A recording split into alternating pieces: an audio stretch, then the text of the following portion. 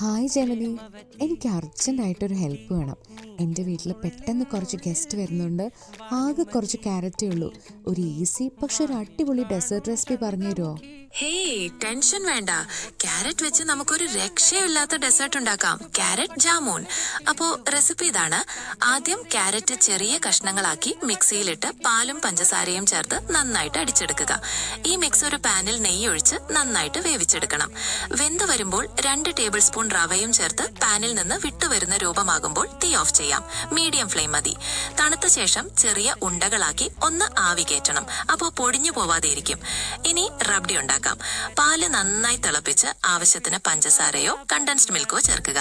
ഞാൻ കുറച്ച് വാനില മിൽക്കും ഒരു സീക്രട്ട് ഇൻഗ്രീഡിയന്റ് ആയിട്ട് കുറച്ച് കാഷ്യൂ പൊടിച്ചതും കുങ്കുമപ്പൂവും ഏലക്കാപ്പൊടിയും ചേർത്തു. അപ്പോൾ അടിപൊളിയായിരിക്കും.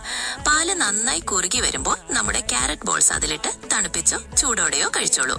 ടെൻഷൻ ഒന്നും വേണ്ട, ഉണ്ടാക്കി നോക്കൂ, അടിപൊളിയായിരിക്കും. Thank you Gemini. Any time.